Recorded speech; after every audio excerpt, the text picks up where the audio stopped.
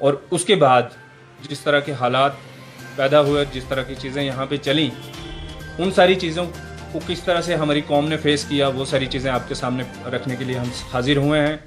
आप सारे लोग जानते हैं कि हिंदुस्तानी हुकूमत ने जिस तरह से लोगों की ख्वाहिशात के ख़िलाफ़ जाके बहुत सारे कवानीन यहाँ पे रियासत जम्मू व कश्मीर में, मैं रियासत इसलिए कह रहा हूँ कि हमारे लिए आज भी जम्मू कश्मीर यूनियन टेरिटरी नहीं है बल्कि रियासत है, किस तरह से जबरन यहाँ पे कवानीन लागू किए।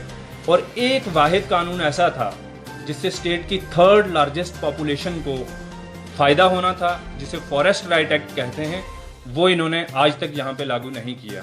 साल से ज़ायद जो वक्त हो गया है। मैं आपको बताता चलूँ कि 2011 की सेंसस के मुताबिक 12,27,901 लोग जो हैं गोजरी स्पीकिंग पीपल थे। सिर्फ गुजरों की बात कर रहा हूँ। हालांकि ट्राइबल के अंदर, क्योंकि ट्राइबल कोऑर्डिनेशन कमेटी है, तो ट्राइबल के अंदर 12 कम्युनिटीज ट्राइब्स आती हैं।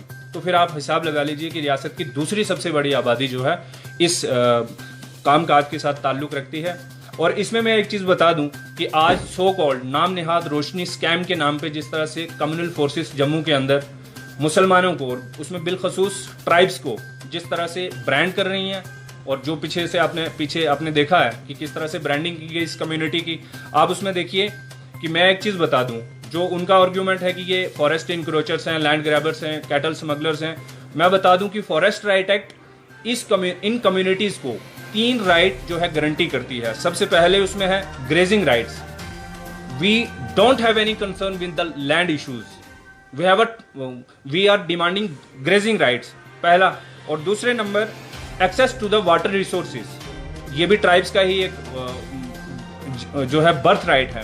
और तीसरा एक्सेस फॉरेस्ट प्रोडक्ट्स, ये सारी चीज़ें जो हैं ये एक्सेस करती हैं। और मैं एक चीज़ आपको बता दूं कि ये कौम जब महाराजा हरि सिंह साहब थे, जो लोग आज कम्युनल जम्मू के अंदर टेंशन क्रिएट करने की कोशिश कर रहे हैं, महाराजा हरि सिंह के वक्त में भी जम्मू के शिवालिक और कश्मीर के हिमालयाज में इनको इनके ग्रेजिंग राइट्स दिए गए हुए थे। और दूसरे नंबर पे एक चीज़ बता दूं, जैसे मैंने अभी आपको गोजरी स्पीकिंग के बारे में बताया कि इतनी तादाद है 2011 के सेंसस के हिसाब से। और तीसरी बात एक चीज़ मैं आपको बताऊं कि दरबार अकबरी के अंदर अकबर जो थे हिंदुस्तान के मुगल बादशाह, उनके दौर में जब जुबान किसी को यहाँ पे हिंदुस्तान के अंदर ऑफिशियल लैंग्वेज बनाने की बात चली, तो उसमें पर्शियन और गोजरी पे बहस हुई कि आया गोजरी को ऑफिशियल लैंग्वेज बनाया जाए पूरे मुल्क का, या कि पर्शियन को। फिर फाइनली पर्शियन को किया। तो इससे आपको अंदाजा हो जाएगा कि गोजरी कितनी पुरानी और कितनी बड़ी जुबान है। और फिर उसके साथ आप जोड़िए कि रियासत जम्मू व कश्मीर के अंदर जिस तरह से 3 मज़ीद ज़बानों को ऑफिशियल लैंग्वेज बनाया, हमें खुशी है उसकी, हम मुबारकबाद पेश करते हैं। लेकिन चूंकि रियासत की आप गुजर्स और पहाड़ीज को इकट्ठा कर लें, ट्राइब्स को और पहाड़ीज को इकट्ठा कर लें, तो दूसरी सबसे बड़ी पॉपुलेशन और इनफैक्ट पहली बड़ी पॉपुलेशन बनेगी। उन दोनों जुबानों को आपने इसलिए इग्नोर कर दिया, हमारा ये मानना है क्योंकि गोजरी और पहाड़ी की जो स्क्रिप्ट है वो पर्शियन है।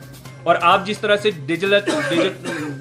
डिजिटलाइज कर रहे हैं तमाम जितने भी रियासत जम्मू व कश्मीर की तारीख की जो मवाद था या बाकी जो चीज़ें हैं, तो उसको आप जिस तरह से देवनागरी के अंदर कर रहे हैं, ये भी एक बड़ी साजिश है जिसका हमें डट के मुकाबला करना। और हमारी गवर्नमेंट से अपील है कि फॉरेस्ट राइट एक्ट की इनेक्टमेंट और गोजरी एंड पहाड़ी जुबानों का जो है इंक्लूजन उसके अंदर किया जाए। और एक चीज़ मैं सबसे अहम आपको आज आपके ज़रिए से आवाम तक पहुँचा दूँ और एडमिनिस्ट्रेशन तक, कि राजौरी से 3 बच्चों को उठाया जाता है और शुपैया के अंदर लाके एक स्टेज शो करके, एक स्टेज प्री प्लान्ड एक इनकाउंटर करके उन बेचारों को शहीद कर दिया जाता है, जो अपने वालिदैन के सिर्फ और सिर्फ वही जो थे वो उनका सहारा थे, उनकी रोजी रोटी चलाने वाले थे। और उसके बाद ये खुश आनंद बात है कि वहाँ पे आर्मी की तरफ से, एलजी साहब की तरफ से एश्योरेंस दी गई कि हम जो है आपको इसमें इंक्वायरी इनिशिएट कर रहे हैं और सजा देंगे। लेकिन मैं आपको याद करवाते चलें कि पथरीबल के अंदर आपने देखा कि 2000 के बीच में भी इसी तरह से कुछ नुमाइंड्स और बाकी लोगों को इकट्ठा करके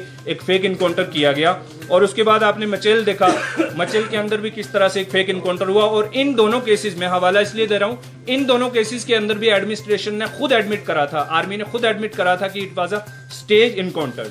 तो उसके बाद हुआ क्या है, उनमें भी आज किसी को सजा नहीं मिली। और हम उम्मीद रखते हैं कि आज ऐसा नहीं होगा। नहीं तो मैं आखिर में ये बता देना चाहता हूं गवर्नमेंट को कि जनाब आप याद रखिए, ऑल ट्राइबल कोऑर्डिनेशन कमेटी वो तंजीम है कि आसिफा के वक्त में जिस तरह से आपने हमारे लोगों को ब्रांड करने की कोशिश करी थी, हम इसी तरह से मीडिया की सपोर्ट के साथ और रियासत की सेकुलर आवाम की और मुल्क के अंदर जिस तरह से बाकी लोगों की सेकुलर इंटेंशन वाले लोग हैं उनकी हेल्प से पूरी रियासत के अंदर एक बहुत बड़ी जो है मूवमेंट खड़ी करेंगे।